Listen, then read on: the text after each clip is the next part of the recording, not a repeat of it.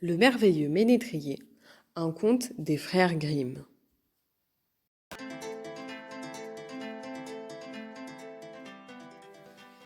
Il y avait une fois un merveilleux musicien qui marchait seul, tout seul dans une vaste forêt. D'abord, il s'était allé à ses pensées, en songeant à tout et à n'importe quoi. Mais quand il ne trouva plus rien à quoi penser, il se dit « Le temps commence à me peser dans cette grande forêt. Je vais me faire venir une agréable compagnie. » Il prit alors le violon qu'il portait sur son dos et se mit à jouer de tout son cœur dans sa solitude, parmi les arbres.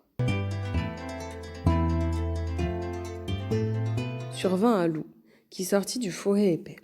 « Ah, c'est un loup qui vient, dit le musicien, mais ce n'est pas du tout la compagnie que je désire. » Le loup ne s'en approcha pas moins et lui dit « Oh, musicien, mon cher, comme tu joues bien du violon, j'aimerais tant t'apprendre aussi. » « Ce sera vite fait, répondit le ménétrier, si seulement tu fais bien tout ce que je te dirai de faire. »« Oh, violoniste, lui promit le loup, je t'obéirai comme un disciple, écoute son maître. » Le ménétrier lui dit de l'accompagner sur son chemin, et quand ils eurent marché un moment ensemble, ils arrivèrent près d'un vieux chêne dont le tronc était creux et le bois fendu.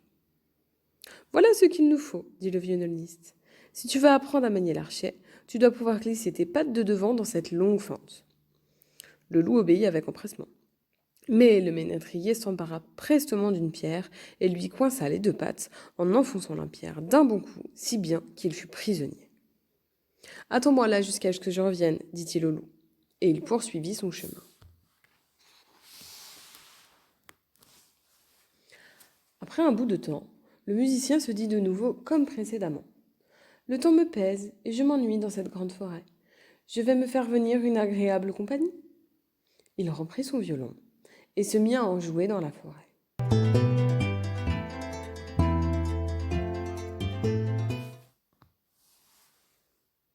Peu après, arriva un renard qui sortit de dessous des arbres.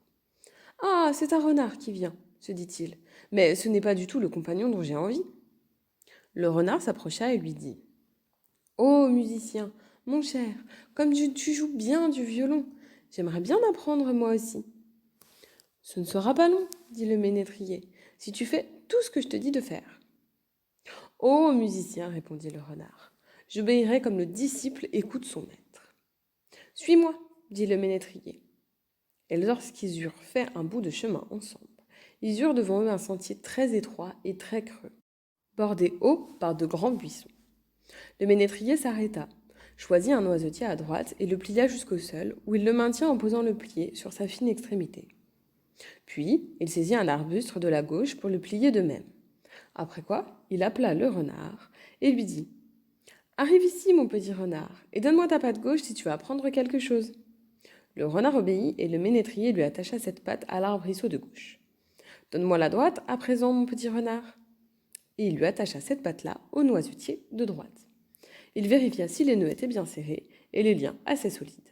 Puis il lâcha d'un coup les deux arbustes qui se redressèrent en emportant le renard dans les hauteurs, où il resta à gigoter et à se balancer, les parts écartées. « Attends-moi là jusqu'à ce que je revienne, lui dit le ménétrier.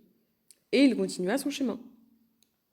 Au bout d'un moment, il se dit encore « Je m'ennuie et le temps me pèse dans cette forêt. Je vais me faire venir une agréable compagnie. » Et il se mit à jouer du violon dans les bois qui s'emplissaient de sa musique.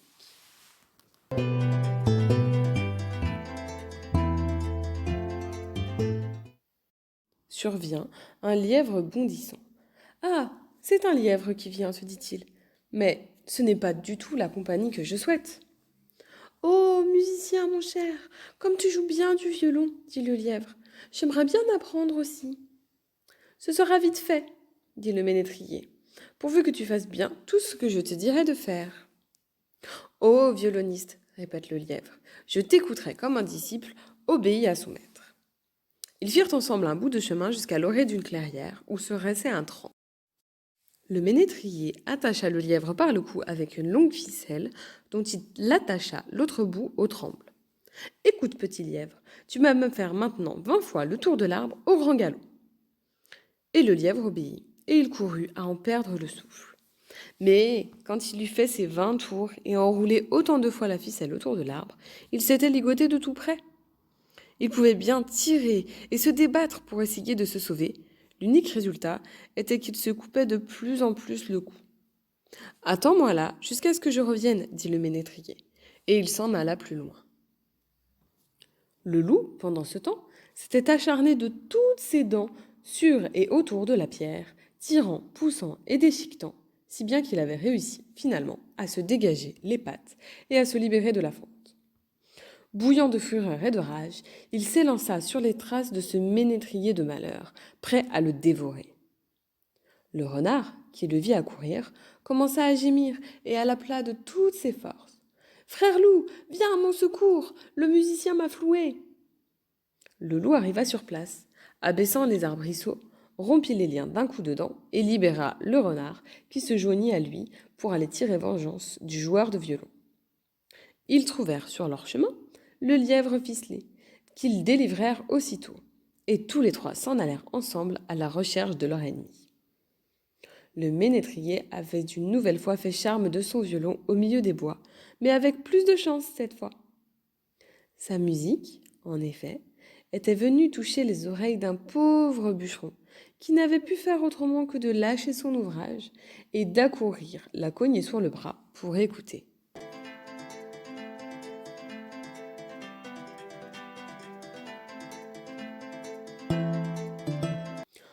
Enfin, voilà la compagnie que je voulais, dit le ménétrier, car c'est un homme que je cherche et non des bêtes sauvages. Et il se remit à jouer, mais si merveilleusement bien, si délicieusement et avec tant de charme que le pauvre bûcheron restait planté là comme un homme ensorcelé, et son cœur se fondait de joie.